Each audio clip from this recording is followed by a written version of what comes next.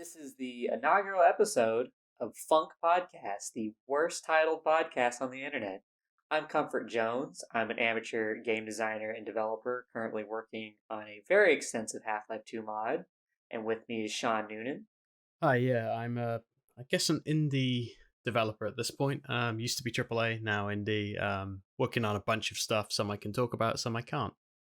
You should probably list some of that. How about being a lead level designer in Gears of War Tactics? It was huge. It's something I guess I was doing up until the start of the pandemic. I think we shipped just after that.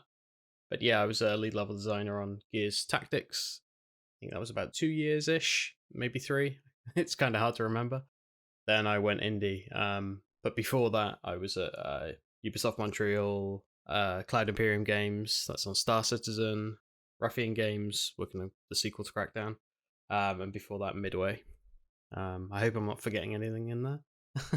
Sure, you got all the majors at least. So that's over a decade, right? Yeah, I think it's 13, 14 years, something like that. All right, perfect. So this is, it's basically a podcast where we're going to be going over game related stuff from more of a developer perspective. I've been working on my own stuff for, I don't know, close to half a decade. So I'm in a weird kind of amateur, not quite hack fraud territory, but not quite professional. Well, Sean's clearly the professional here, so I'm probably going to be deferring to you a lot of conversations. So, first big topic I wanted to go over because I don't know, I hate how few podcasts there are on game development, like real like game development design. Is just like what kind of stuff have you struggled with recently, or what's something you're like really happy about you can share? Like what kind of like stuff you think doesn't get enough coverage in terms of working on games? It depends on which angle you're coming at it from. Like, there's a bit of a difference between specific roles. Like when I'm doing my day-to-day game development work, so that's very design focused. Whereas my sort of independent free time stuff is kind of everything. The only thing I tend not to go near is music, for good reason. I don't have a great ear for it. Yeah.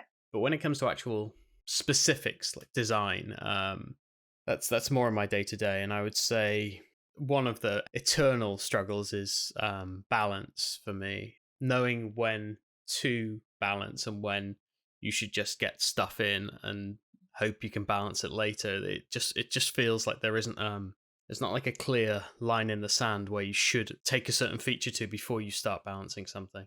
So when you say balance, what do you mean by that?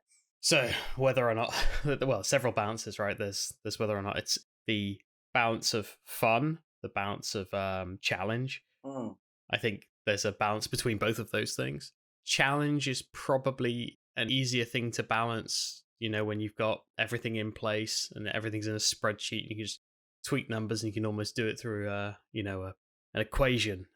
Yeah, I feel like balance almost exists like in that realm where it's like you could like if you've ever seen like Quake level designers like discuss like how they're like trying to set up a certain encounter for like different skill levels. Right. Like those dudes, they have everything down. Like like they know exactly, if I put like X number of enemies in this situation and like I've given the player, X amount of like ammo pickups, I can expect that they can use the nail gun for like this many shots to take out this many enemies, all that kind of stuff. Yeah.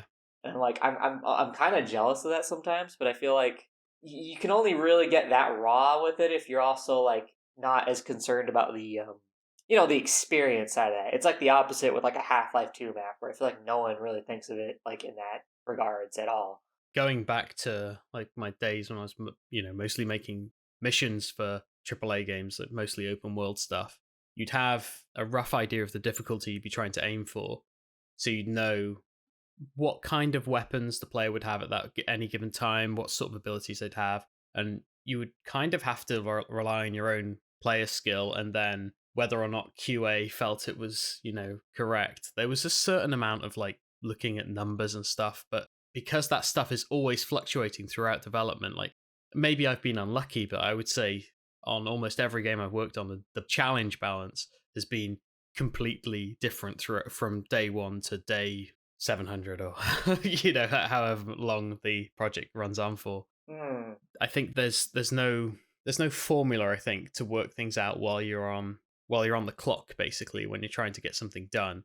You are kind of leaning more towards that Half-Life 2 experience that you're talking about. Like, Yeah, I feel like that's kind of taken over, honestly.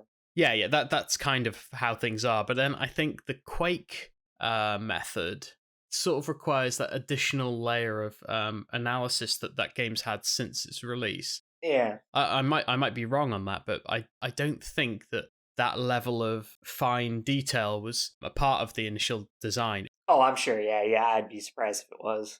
It might have been to some extent. It would be something worth finding out, actually. Well, I know they kind of crunched the game, and so anything like crunched as hard as that game was, I'd be surprised if they had like that hard of a grasp on whatever. I've talked with you before in the past about some of the Ubisoft methods of Hmm. basically how they balance games and how they even create games and mechanics using their rational game design methodology. And I can't really get into that now. It's like it's a heavy thing, but in theory, if you were to have followed every single one of the steps in their process, the way they develop games, you would have exact numbers for balance and even what they consider to be like sort of a numerical form of fun as well. The only game I know that does adhere to it to the letter, or games, should I say, is Rayman Origins and Rayman Legends. Hmm. They follow it to the letter. I don't think there's anything in there that wasn't considered as part of that process. So they probably do have numbers for almost everything they put in the game. But I don't think that's the case for everything else. It certainly wasn't on stuff like Watch Dogs. It was a very good guide for things, but there's stuff that changes based on feel. The direction of the game can change. We started off without as much combat as we ended up with, as an example. Hmm. So if you go in with numbers that expect the player to do X and the actual numbers are spitting out Y because now you get a gun 2 levels earlier, that not a direct example, but that kind of thing. You can't really rely on that stuff. I think it depends on the scope of the project, and I think open world and well, even just 3D, like going from like Rayman being 2D, does simplify it somewhat. So you can kind of you have fewer levers to be pulling. Right. Well, so how do you feel about that now as like an indie? Like, do you like miss having like that kind of structure? Because I don't want to like blow up your spot because I know you're under heavy NDA, but like you're kind of working on something that's like it's a little harder to just like lock down simple math, right? Yeah, I mean, I'm not actually specifically under NDA. Hmm. It's more that we're not talking about the game until we unveil it, kind of thing. Okay. I have actually approached some of the development with that sort of specifically with that Ubisoft mentality. Actually, certain areas of it, especially when it comes to sort of creating enemy archetypes, balancing certain types of gameplay, like basically different types of combat scenarios and stuff. Hmm. I've been going that route. The problem is you need to have very quick iteration times on some of that stuff to kind of prove it out. It's kind of abstract to really describe, but because you're trying to cover every angle of development, so you're trying to say like when you create an archetype for something, you want to create every like an enemy, for example. You want to create every type of that enemy Hmm. to be able to test it and see if it actually works to kind of get the data back and see what works. Yeah, and that's easier said than done, right? Just making an AI work. Well, it's tons and tons of data because you could end up with so many permutations that it's not really feasible for a small team. Oh, I'm aware. And obviously, you could do that in a bigger team, and in theory, you shouldn't even be doing that with a bigger team. You should be just doing it on paper to generate these things. Like you list different abilities, you list different enemy types, and you see how they all kind of mix together. Hmm. I've gone with that approach anyway with my current project, and I think some of it has ended up being a bit too dry. I need a bit more feeling, and I need to kind of be a bit more creative in some areas, like just kind of throw some wild cards in, and that's kind of helped. It has actually helped using two different approaches and kind of merging them together. Yeah. They say these things are more of a guide than a law.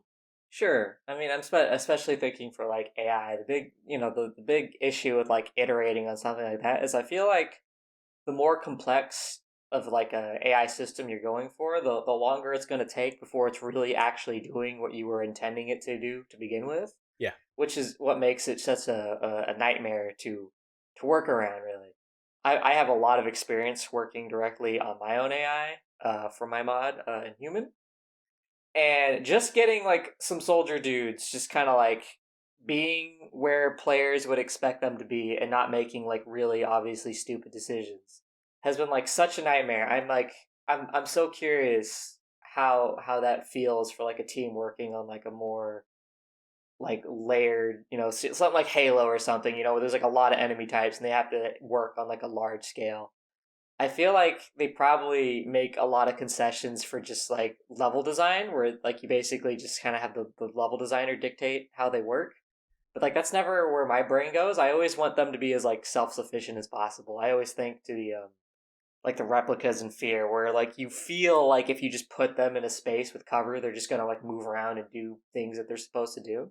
Yeah, yeah. I think there's a scope as well within their environment. Like you expect them to do a certain amount. Yeah. I think that kind of does come with the age of the game as well, and the visual side of it. There's a certain expectation the player will make based on how things look. Yeah. If you're playing a game like Quake, you don't suddenly expect the enemies to be able to mantle over railings, or Mm-hmm. like or over small like walls. You expect them to kind of walk around them. You probably don't even expect them to jump in most cases. Yeah. But as soon as you up that fidelity to something like f.e.a.r, you do start to expect that. And then when you up it again to something more, more like in the last like 5 to 10 years or something, um, you expect even more from the enemies. And I think that's also something that needs to be taken into account when you're trying to balance these things. Yeah. So you've been talking about how you're kind of finding that balance between, I guess, kind of like going for an experience on feel and like making something quote unquote balanced on like math. Yeah. Is there anything you feel like you've recently done or in any projects you've worked on in the past where you feel like you got that right? Like you were really proud of like figuring that out? Um, I would say even back on Crackdown 2, because that was the first time I actually worked with any AI. I wasn't a level designer on that. I was actually a game designer. I think we had the right amount of archetypes and the right amount of player challenges through those archetypes, and it's all quite standard stuff. But when you actually get it all working together, it does feel kind of special, I think. But we had like your enemies that are melee, then you have your ranged enemies, then you have jumping enemies. So you mix up the shapes, the sizes, and the movement patterns and the damage values and everything. And Mm-hmm. I think we had like a pretty good balance of enemies in that game. I just think it's it was difficult because of the player being completely unpredictable. Like Yeah. because you could level up in different ways. You can go all over the place. Yeah, it's open world, right? So it's kind of hard, like really to look at like the stuff I've worked on and see where it was like 100%, because most of the stuff I've worked on is open world, and it means it's almost down to the player in some ways. Hmm. I mean, I worked on 3 open world games with Ubisoft, and I think the enemy archetypes in Watch Dogs and Far Cry 4 were quite similar. The only real difference was one of the archetypes I actually worked with specifically in Far Cry 4, which was the Hunter class. So that was an enemy that would use a bow, and it had some extra abilities over any sort of marksman enemy archetype that you would have been up against. So Mm-hmm. they would be a marksman, but they would also disappear off the map, so they could no longer be tagged every time they went out of sight. And I think it's if they went into overgrowth, like sort of stealth bushes. So they would get detagged. That meant they were hard to track. And they could also they could charm the animals basically to attack you, as sort of basically change their allegiance from neutral animals to the enemy of the player. That was the only time I really noticed a big difference between Watch Dogs and Far Cry, and I think in both cases they work quite well. But the problem is that the longer you play a game like that, the more fatigue sets in, based on human enemies, because Yeah. they're limited. There's only so much a human can do without going into the realms of fantasy, or putting them in vehicles, or like you can put them in big body armor, but that's an archetype. Yeah.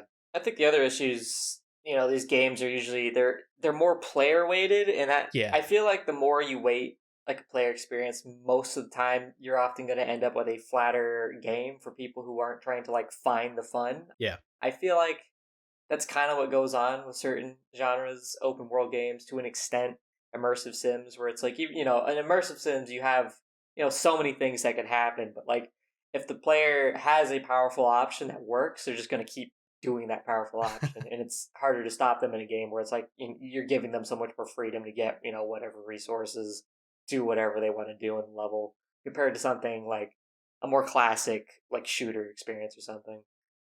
Yeah, yeah. I've talked about that fair like at great length. I think in the past, talked about the grenade launcher problem in Watch Dogs. Mm, These novel weapons that players drive themselves towards getting because it's wild and different and exciting. yeah, But the problem is you can't just give them one chance at using it. You need to give them a lot of chances, and they will do whatever they can to make that chance happen more often. And yeah, players are optimizing the fun out of their games. That they will do that if you give them the option to. yeah. I think that's like an eternal problem with like those kinds of games. Like you're always like trying to struggle with like player incentive, and that's why I'm kind of sad there aren't more.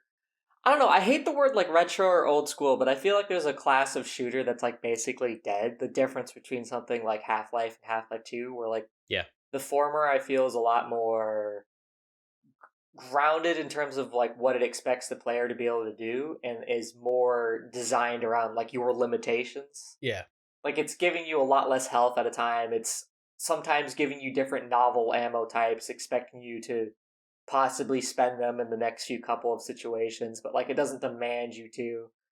And I don't know, I feel like that gets very overlooked. I feel this a lot when I hear people talk about something like Black Mesa or whatever, where like there's people who will speak about like a modern like Half-Life in the modern sense as if it's just sort of like this novel little shooter because it did like story okay for like the first time or something, and they're like, oh, like here's this game, it's exactly the same, and I'm like, but it's not. It's Half-Life 2. It doesn't do all these things that like Half-Life does. But I feel like we've almost like lost our appetite for it, that it's like we forget that there were like games that did that. Like there's like things that exist in that game that I feel like are just dead these days. Like just simple stuff like how the soldiers act or whatever. People really like notice it and they still talk about it. And I feel like you yeah. will not hear people talk about that in modern shooters. I have never heard anyone go on about like the AI and like the Division or Call of Duty or whatever. It just is. It just doesn't ever come up. I've never heard people talk about them the same way they talk about something like Fear or Half Life or Halo. In the case of something like Fear, Halo, and Half Life, I think there's an element of the fact that because it's been covered, it continues to get covered. Mm-hmm. So because there's some, let's say, YouTube coverage of something, it gets regurgitated a lot, and it just gets so much more analysis than everything else. And I do think that there are things that have been missed from other games, or they've just been overlooked by the fact that they have not had the same level of interest from a specific set of voices, I suppose, Mm-hmm. that have covered these things in the past. I do think there's special stuff in other games. I just don't think it's been recognized by the majority, I suppose, or at least the people who have the voices that will be heard by the majority, should I say. Yeah. I do think that there have been, negative changes. Like you mentioned Call of Duty. I think the AI in the early games was, fine. It did its job, Sure. but I think it kind of just continued to do the same thing. So it was just unremarkable. Yeah, it's handling a certain gameplay style. It's not really built for you to notice AI. Yeah. But you know what I realized? I mentioned Call of Duty, Halo, and Gears of War, and Fear. Three of those four games are all owned by Microsoft. And one of those big ones, it's a recent acquisition, is Call of Duty. Hmm. um, That's true. yeah, I don't know. Do you want to get into that, or should we wait for later? Yeah, we could get into that. Yeah, so I'm sure anyone listening to this probably knows by now that Microsoft recently acquired Activision Blizzard. And I was looking at this graph you sent me of like just the number of employees and like how basically how much capital they have Yeah. compared to anybody else at this point. Like they own King now. People don't even think like they own King. They own like fucking Candy Crush now. Yeah. They've got id. They've got it's a lot. Bethesda's under Microsoft now, right? Yes. Okay. Yes. Yeah. Okay. Yeah. Yeah. Oh, People talk about antitrust laws, and I'm like, how much more can you buy before before someone says something about it? Yeah, I have no idea how that stuff works. Yeah, how do you think Sony responds to this? Can they even? I know they recently acquired Bungie. I don't not to not to diss Destiny, but I don't know if Bungie's gonna be picking up that much slack. Yeah, I don't know. I think it's more of a I don't know if they even need to respond. I think it's Microsoft basically hitting the same level. So they're just operating in the same, like ballpark now. Whereas before there was quite a big gap. When you look at the numbers that were put out recently, I can't remember what they were for now. Was it the amount of revenue generated in the last 12 months or something? This acquisition puts them in the sort of puts Microsoft in the same space as Sony and Tencent, basically. If I recall, that was the unit of measurement that was being thrown around at the time. Yeah, I don't think they'll need to do a whole lot. I think they're still selling consoles like crazy. You don't think like losing Call of Duty is gonna be like a huge blow? It might be. Yeah, I feel like losing that and basically all future Blizzard titles and potentially like Microsoft's in a big position of power here now. They have a lot of stuff that's like a lot of legacy stuff that people I think are used to getting on multiple consoles now that they could just say now it's on Xbox now if they wanted to. Yeah. I mean that's obviously going to affect things when it comes to the competition side of the market. But I think, yeah, Call of Duty is obviously a big deal. But as for the other things that have been picked up, I'd have to look at numbers, and it's obviously getting more difficult to find numbers for things now. Like everything's getting all obfuscated by stuff like Game Pass and Mm-hmm. just the digital marketplace has made things quite confusing to get sales on. Like even games I've worked on in the past, I've been quite curious how things have sold, and it's really hard to actually get data from stuff that I've worked on. Yeah. I know that when let me think, I know when Watch Dogs came out, it sold more than it was the biggest selling new IP, right? Like in history. Yeah. So I know that little fact because that's what Ubisoft put out. Their PR team will be going through every single metric of data they can kind of find and say like what are the success points we can market here. Like so, it was the most successful IP, new IP in history, and then it had the highest selling weekend sales. I think it was something like 4.4 million for a multi-platform game. So there's all these little asterisks, right, Yeah. alongside these statements. Because I know that those two things because of I remember copy pasting them into my portfolio at one point. But then I thought, I'll try and do it for the other games I've worked on, and I was finding it really difficult to get stuff, information like sales data, and I was trying to get information. You could just see that the type of information that was being provided by the publisher was tweaked to always be the only positive, unique thing about that project. And I noticed Far Cry Primal specifically, I couldn't get much information, so that must have not hit their sales expectations. I don't know if that's true or not. It's just I assume that was the case because I couldn't really find much about it. Hmm. It's just hard to kind of work out what's successful and what isn't. Hmm. I think the marketplace is something that's it's interesting to watch. Like these acquisitions and stuff have all been quite exciting because in some cases, like Activision might not have been handling things correctly. They're all their back catalog and Yeah. I think it can be good and bad. I feel like whenever we see like a major buyout, it's always also gonna like how do I put it? It can constrain things because it's one publisher, so now they're they don't want to compete with themselves, when they're like releasing stuff. yeah, So I feel like that also has kind of a self limiting factor to it.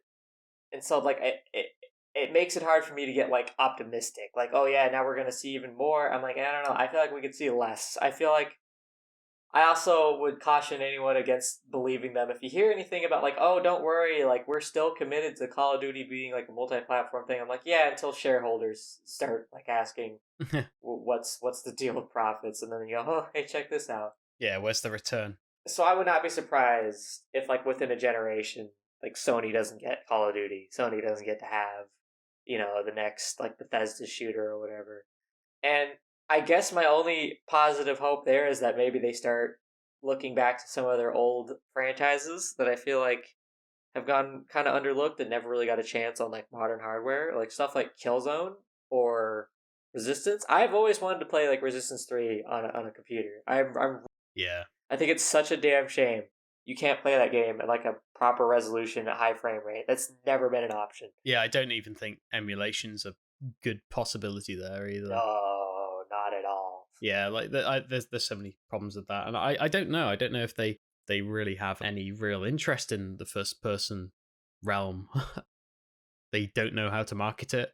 Like they've obviously got some previous successes. Like do believe the Resistance and Killzone series have both had like decent sales. Decent would be the word. Yeah, not like they're not on the same level as like Call of Duty or Halo. They held their own, Mm-hmm. but in the case of both series, you could feel that this sounds a bit sort of nebulous, but you could feel that Sony didn't really have the same kind of faith in it as it did its third-person action adventure stuff, which they clearly get behind everything in that. Even stuff like The Order, which didn't. Yeah. It looks very, very nice. It definitely looks nice, and the world's actually really good as well. I was actually quite into everything that game was providing, except the gameplay, which was a very, very weak interpretation of Gears of War, and Gears of War 1 at that. Yeah. It felt very old. Yeah, that was kind of a rare stumble in their whole third person action dude series of games. But like I don't know, I feel like I wonder how long they can keep pushing that without any kind of fatigue. Cause that's like all of their main like exclusive stuff, isn't it? Like we got Death Stranding, Horizon, The Last of Us, Uncharted. Days Gone was PlayStation, right? Yeah. That felt like a parody almost, where it's just like, hey, we did another one. You know what I mean? Like it felt like so. It felt like it was generated by Sony itself. You know what I mean? Like you just took a bunch of stuff from there and just plopped it together. They've got a formula that they know works. I don't know if it's part of their pitch process or not. But if you put the Killzone and Resistance, if you look at their covers, the thing that they're advertising is the enemy, because they don't really have a character. Yeah. There's no like who's the protagonist of the Killzone games? Oh man, white guy with a buzz cut. Yeah. It swaps around between the games as well, and they're not very interesting or iconic. Same thing with the Resistance, although I think they tried a bit better in the third one, but they didn't do it in the marketing. So I think that's quite crucial. Mm-hmm. They completely ignored that side of things and just went with, this is the monster that you kill. Yeah, I've never really thought about it that way. So Killzone and Resistance, monster on the front. Then you've got Uncharted, God of War, and Horizon, main character on the front, because they're selling a character and they're selling the story. Mm-hmm. They don't know how to sell a first-person game because you're not looking at the character. But that's my belief anyway. I think that's why they struggle so much. They kind of orient towards mascots, is kind of like kind of, yeah. I think it's so that the consumer can see, they can see the character they're going to play as. They get a rough idea of the story based on the name and the background and what the character's wearing and stuff. They can make a bunch of assumptions really fast, and it means that they can also have the cutscenes and the well, it's probably all in gameplay now, but they have all of the gameplay reinforcing that character that you see on the box and the posters, so it's everywhere, and the character usually has a voice. Again, something that isn't as common in first person stuff. So everything's all about character and about that character's adventure, and that stuff is just not there in single player first person games. Usually it can be there, but I don't think Sony have really known how to do it. Yeah, it's funny because I feel like you got less work to do. Like Gordon Freeman and Master Chief are fairly iconic quote unquote characters, and they are not characters. Like Gordon Freeman is like a literal non-character. You cannot describe Gordon Freeman. They are hen's teeth though. It's not common. You can see it a little in the Dishonored games. It's more marketing them on people in the know, people who know that type of genre and the type of game and the history of the people who made the game even. It's almost like they lean on that, and to some extent the first game on the art style, because it was quite unique. That character on the box that you can then show in gameplay footage. So if you're I don't know, channel hopping on TV and you see the trailer for the game, the frame of footage is probably a camera behind the character doing something. Whereas if it's first person, you don't really know who that is, so you don't really have that association. It could be anyone. Like, yeah, if you took a couple of different screenshots of the I guess the last couple of Far Cry games, you wouldn't have known which one's which. There's not really much to really distinguish them. I think that's an area where Sony have actually found their niche, and I can't see them. I mean, maybe that's part of the Bungie acquisition. Maybe they've got them involved to kind of Yeah. help them on the first person shooter front, rather than actually to make a specific game for them. Maybe have them, in on the incubation of other projects or something. Hmm. Like what games have you been playing? Uh, Oddly enough, I recently became the owner of a Sinden Lightgun. The purchases you make. Yeah, go on. Yeah, that was I think it was it Kickstarter, or it was an Indiegogo actually. So basically somebody has worked out how to make light guns work on modern screens, because obviously the previous light guns either don't work at all or have a lot of problems with LCD screens. Right. So this gun works by sticking a camera in the barrel and kind of doing a reverse Wii, I guess. Yeah, that makes sense. I was gonna say you can't do like a sensor bar, right? There are some guns I think Hmm. out there that do the sensor bar thing, but there's a lot of lag involved with that, and Yeah, this is practically lag free. I don't notice it. that's interesting. Yeah, this is basically allowing me to play the arcade games I missed, really, because I grew up playing arcade games, and whenever the option to play arcade games at home was available, I would do what I could to kind of get those games. So I had, like, House of the Dead on the Saturn, Virtua Cop 1 and 2 on the Saturn. I had Time Crisis on the PlayStation, but there were not many of them, and they weren't perfect ports either. Whereas now I can kind of emulate this stuff and use this light gun. It's great. That's all I've been playing. I've just been playing light gun stuff from the 90s. I think that's gonna lead to some inspiration in your game. I think that probably will lead to me wanting to make a light gun game. Guys, what if we do an on rail section? Listen, it'll be retro. We haven't done it forever. Well, yeah, I mean, a light gun game is on paper kind of easier to make Hmm. than a normal shooter, Oh, sure. because you're not really dealing with the same complicated variables, I suppose. But you have different variables and you have different quality levels to sort of reach for it to not look like shovelware. So it's got to look quite cinematic, and needs to tick a couple of boxes when it comes to the way the AI works as well. I have been thinking about how I could maybe do a light gun shooter in the future.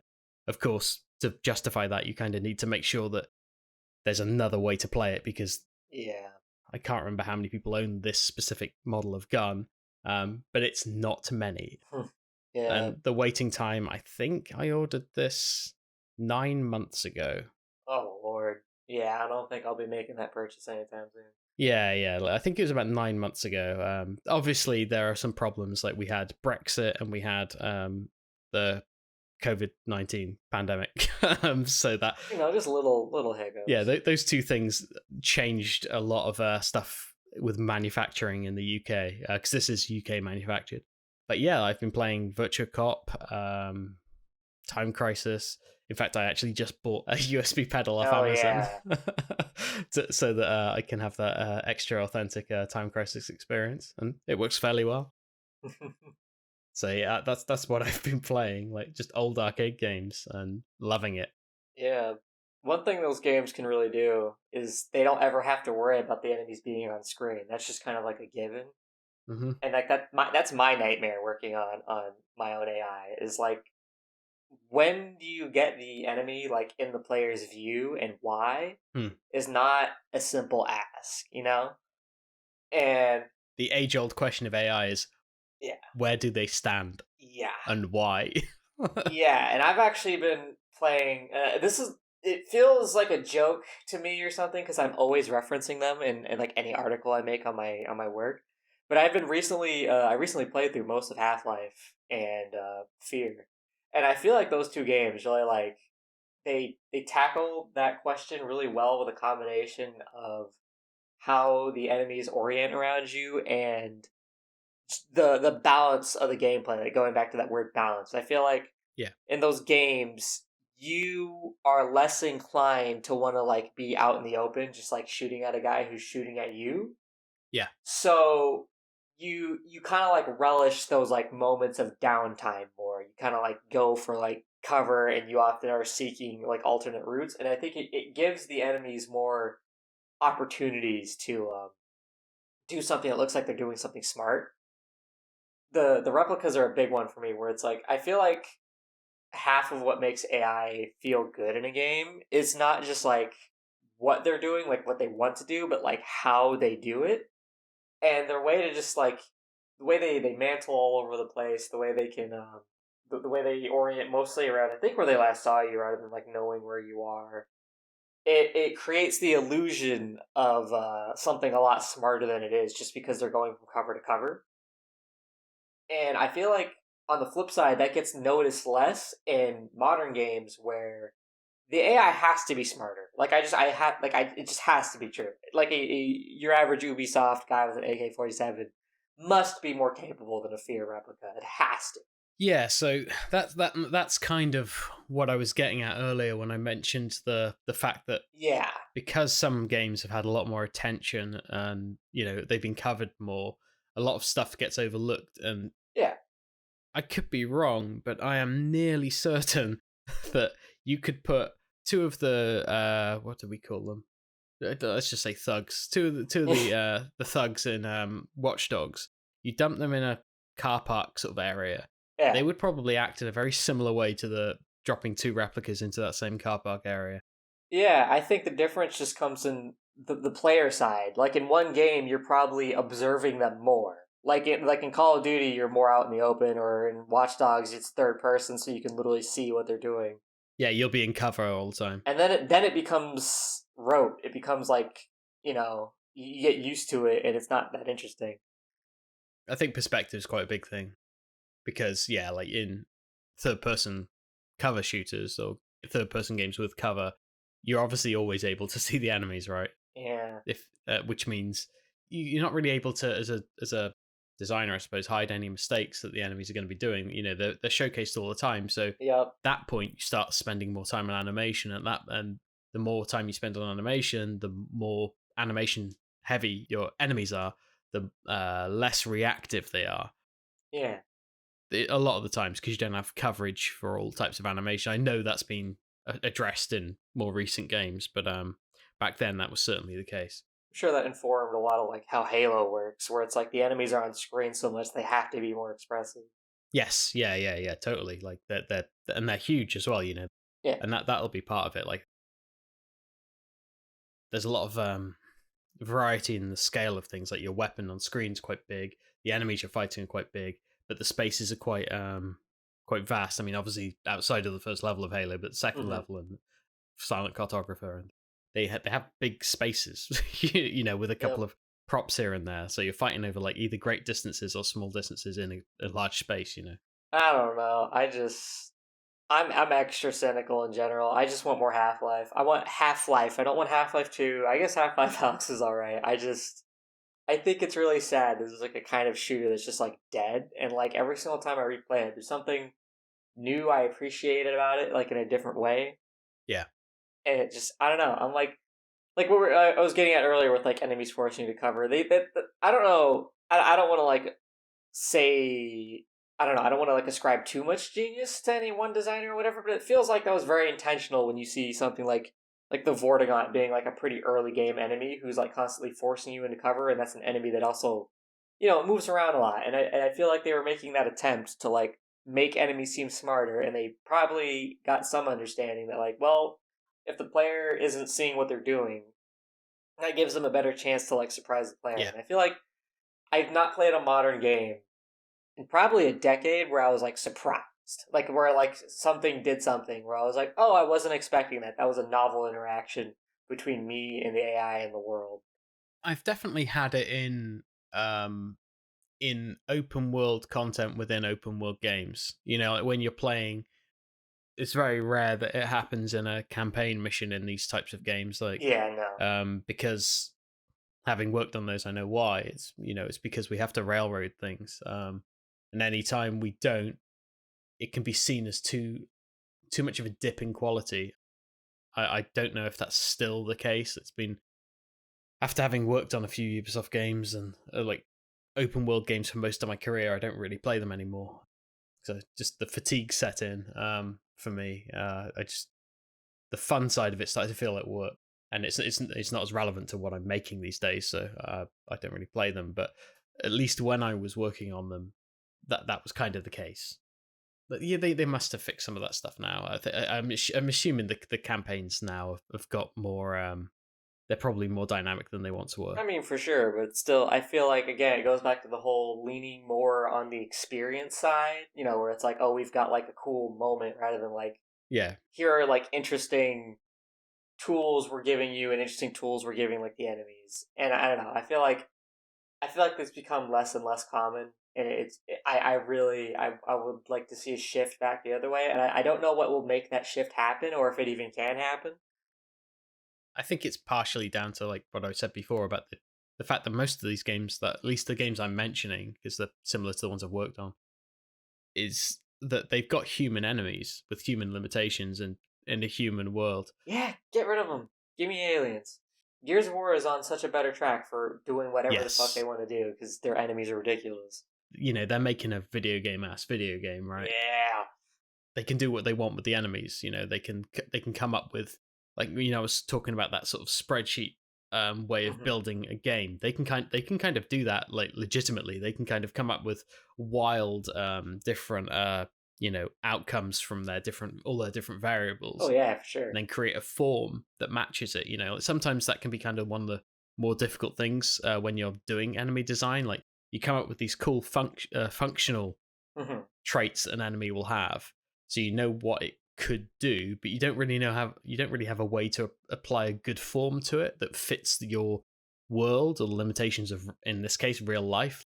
In real life, it might be quite hard to have, like, a small flying enemy that moves faster than you can shoot but has a shield on the front. Hmm. I don't know, if it was set in the 70s, in, I don't know, Chicago or something. You couldn't really make something like that. It's not like you have access to drones or anything, so you're limited to the type of Yeah. characters in that world. I suppose you could have some kind of angry pigeon or something, but that kind of thing. But I think that's part of the problem. I think because gritty realism has become almost the norm, that's one of the reasons why people look more fondly upon, like the fantasy side of things or the science fiction stuff. It's obviously Yeah. stuff like the Elder Scrolls games don't have these types of problems. They have other types of Which problems. is also owned by Microsoft now. Shit. Yeah, I was just yeah. thinking, I don't know. I guess if there's one positive I'm hoping for, if Sony tries to go back into shooters or something, is maybe to compete with Call of Duty, they hopefully don't make the mistake of just trying to make their own Call of Duty, which it felt like everyone was doing for a hot minute. Yeah, Oh yeah. boy, that was a dire time. Don't think we need to see SOCOM come back. Yeah, but it's like, I don't know. I want something new. I don't know. I want to see an enemy on screen that I've never seen before in a shooter I've never seen before, and Hmm. it doesn't need to it doesn't need to blow my mind with originality, but just something fresh. And I guess that's just what I'm really hoping for out of games in general these days. Yeah. Well, I think we've hit all of our major topics. You want to wrap it up here? Yeah, yeah, we could do. Yeah. All right. Well, this has been good. This has been our first episode of Funk Podcast, a podcast title we came up with on the fly 2 days before making this. Um, We'll probably get a little bit better doing this each episode, but who knows? I'm going to be looking at comments on this on YouTube. I'm going to be promoting it on my channel, and I'm sure you'll be promoting it on Twitter and stuff. And Okay. I think we'll probably start doing listener questions and answers if we start getting those. So we can probably close this out a little bit more nicely next time. Um, but yeah, I think that's it for now. Thanks for listening. Yeah, thanks.